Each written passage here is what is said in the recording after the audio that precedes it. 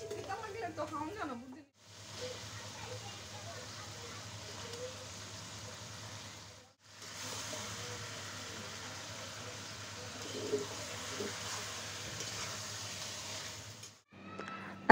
আলাইকুম everyone, welcome back to our channel sure memes lifestyle থেকে। আমি মিম বলছি, ব্রাউনবের আখাউড়া থেকে। কাছে এবং দূরে যে যেখানে আছেন, আশা করছি সবাই ভালো আছেন। আমার আরেকটা নতুন ব্লগে আপনাদের সবাইকে স্বাগত জানাচ্ছি। সকালবেলা লেবু পানি ছাড়া আমার এখন আর চলে না। লেবু পানি নিলাম, তারপর এখানে চিয়া সিড ভিজিয়ে নিচ্ছি 2 চা চামচ। তো চিয়া সিডটা ভিজিয়ে এখন রেখে দিব। আর এখানে একটা ডিম পোস্ট করে দিচ্ছি। তো ডিম পোস্ট আসলে পোস্ত বলছি, কোনো পেঁয়াজ কাঁচামরিচ ছাড়া। তো এটা করে নিলাম, করে এখন আমার শ্বশুর আব্বাকে দিয়ে দিব। তো উনি সকালে নাস্তাটা ডিম পোস্ট দিয়ে খাবে। উনি পেঁয়াজ কাঁচামরিচ দিয়ে ডিমটা এত একটা পছন্দ করে না। তো যার কারণে ওনার জন্য এই নাস্তাটা তৈরি করা। রুটি আন্টি বানিয়ে দিয়ে গিয়েছে। আমি এখন শুধু ওনাকে ডিমটা দিব আর একটু চা করে দিব। আসলে সময়ের অভাবে আপনাদের সাথে আর ভিডিওগুলো শেয়ার করা হচ্ছে না। চেষ্টা করছি রেগুলার ভিডিও দেওয়ার জন্য। তো দোয়া রাখবেন যেন আপনাদের সাথে নিত্য নতুন ব্লগগুলো আপনাদের সাথে শেয়ার করতে পারি। তো ডিমটা একটা বাটিতে নিয়ে নিয়েছি। আর এদিকে আমার চিয়া সিডটা ভিজে গিয়েছে, একটু পানি গরম করে, কুসুম গরম পানি। এখন এটা খেয়ে নেব। তো আব্বা রুটি খেতে খেতে আমি এটা খেয়ে ফেলবো, তারপর আব্বাকে চা বানিয়ে দিব। তো এটা ছাড়া কিন্তু এখনকার সকাল আমার কল্পনাই করা যায় না। তো আব্বার জন্য চা বানিয়ে নিয়েছি, আর আমার ছেলের জন্য, ও বলতেছে রং চা খাবে।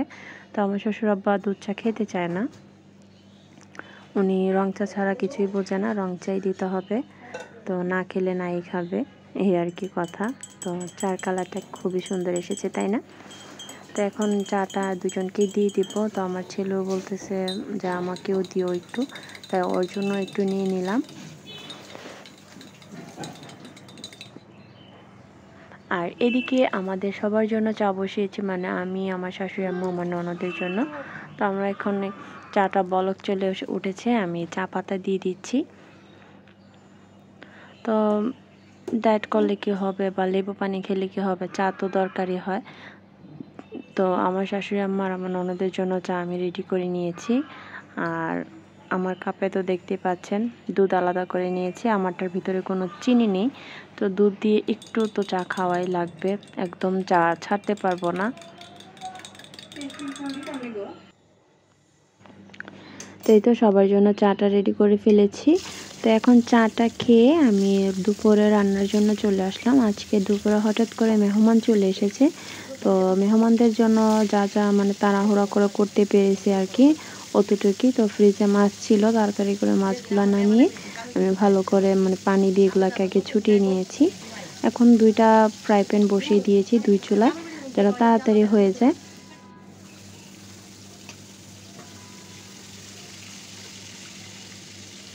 আসলে হঠাৎ মেহমান আসলে কি করব না করব ভেবেই পাই না। তো যদি ঘরে জিনিসগুলো থাকে তাহলে কিন্তু কোনো টেনশনই হয় না, তাই না? তো এক ফ্রাই প্যানে মাছ কিন্তু হয়ে গিয়েছে, এখন এগুলো আমি নামিয়ে নিব।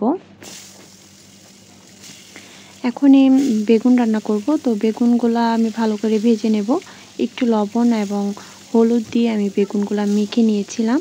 তো এখন এই বেগুনগুলো আমি ভালো করে 2 ফ্রাই প্যানে ভেজে নিয়েছি, মাছগুলো ভাজা হয়ে গেছে। তো যে কোনো তরকারি মানে সবজিগুলা একটু ভেজে রান্না করলে রান্নাটা কিন্তু খুবই ভালো হয়, খেতেও ভালো লাগে। তো দেখতে পাচ্ছেন আমি কিন্তু বেগুনগুলা ভেজে নিয়েছি, এখন এগুলো উঠিয়ে নিচ্ছি।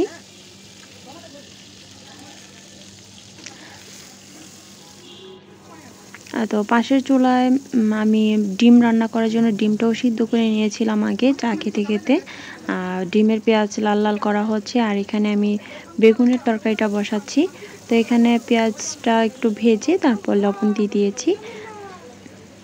তো এখন একটু রসুন বাটা দিয়ে দিব।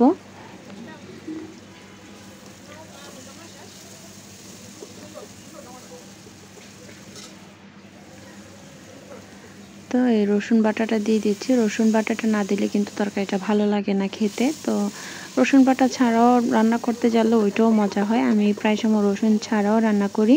তো এখানে গুঁড়া মশলা দিয়ে দিচ্ছি, এখানে হলুদের গুঁড়া, মরিচের গুঁড়া এবং ধনিয়ার গুঁড়া দিয়ে দিলাম। সব 1.5 চা চামচ করে দিয়েছি, যেহেতু আমার তরকারি বেশি ছিল।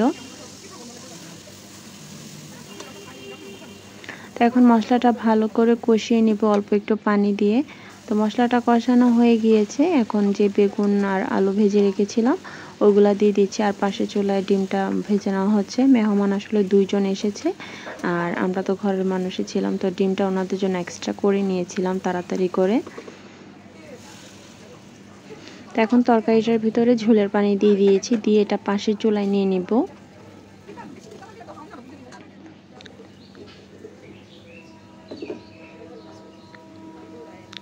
আর এটার ভিতরে আমি পেঁয়াজটা লাল করে নিচ্ছি। লাল করব না, যেহেতু ভাজি রান্না করব, করলা ভাজি। করলা ভাজি কিন্তু ছোট বড় সকলেরই পছন্দ আমাদের ঘরে।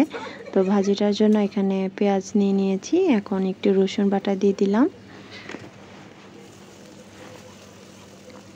তো রসুন বাটাটা দিয়ে একটু ভালো করে নেড়ে চেড়ে নেব। তারপর লবণ দিয়ে দিচ্ছি পরিমাণ মতো। তারপর সামান্য একটু হলুদের গুঁড়া দিয়ে দিব। ভাজি করতে কিন্তু অল্প একটু হলুদের গুঁড়া দেওয়া লাগে।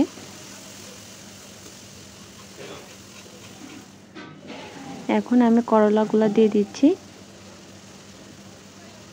করলা আর আলু একসাথে কেটে ধুয়ে নিয়েছে, তো এখন এগুলো দিয়ে দিচ্ছি। করলার সাথে আমি মশলাটা ভালো করে মিক্স করে ঢেকে দিব না, কয়েকটা কাঁচামরিচ উপরে দিয়ে দিব। ঢেকে দিলে কিন্তু করলাটা আরও বেশি তিতো লাগবে। তো এটা হচ্ছে উচ্ছের মতন আর কি, ছোট করলাগুলো ছিল। তো এগুলো খেতে কিন্তু অনেক মজা, তাই না? তো আমাদের বাসার সবাই করলা ভাজি মানে খুবই পছন্দ করে।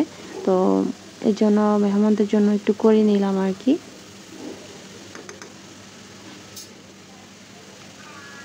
এখন উপর থেকে কয়েকটা কাঁচামরিচ দিয়ে দিব।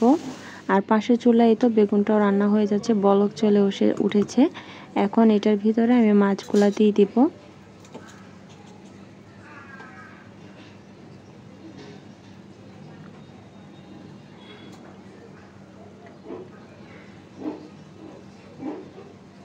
তো এক এক করে মাছগুলা বিছিয়ে দিয়ে তারপর ধনিয়া পাতা দিয়ে দিব একটু পর।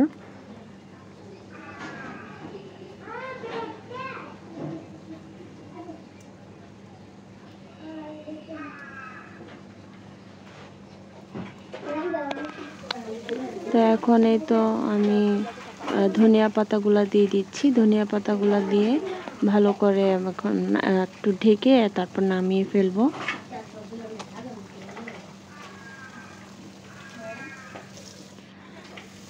আর পাশে চুলা বেগুন তরকারিটা হয়ে গিয়েছে, ওটা নামিয়ে নিয়েছি।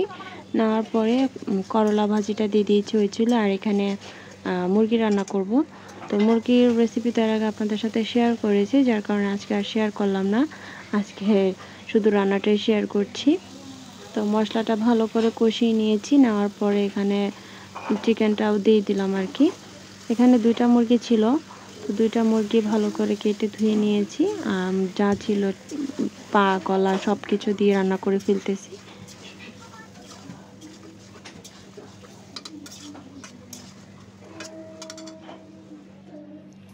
তো এই তো বেগুনের তরকারিটা দেখতে পাচ্ছেন কতটা সুন্দর হয়েছে। সব থেকে মজার কিন্তু এই বেগুনের তরকারিটাই হয়েছে।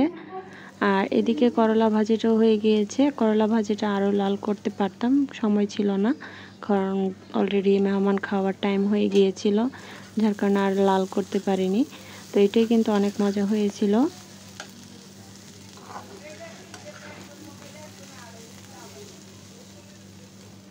আর এদিকে মুরগিটা কষানো হয়ে গিয়েছে, তারপর পানি দিয়ে দিব একটু, না হয় সিদ্ধ হবে না।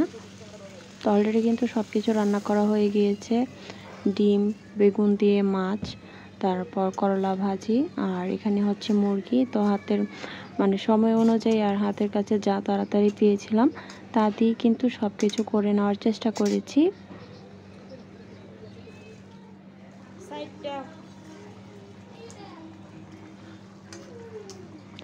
তো আমাদের আজকের এই ব্লগটা আপনাদের কাছে কেমন লাগলো কমেন্ট করে কিন্তু জানাতে ভুলবেন না।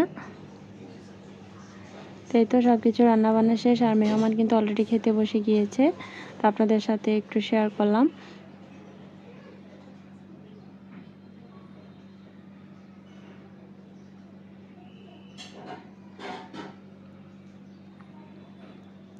তো আজ এই পর্যন্তই। সবাই ভালো থাকবেন, সুস্থ থাকবেন। আল্লাহ হাফেজ। আসসালামু আলাইকুম।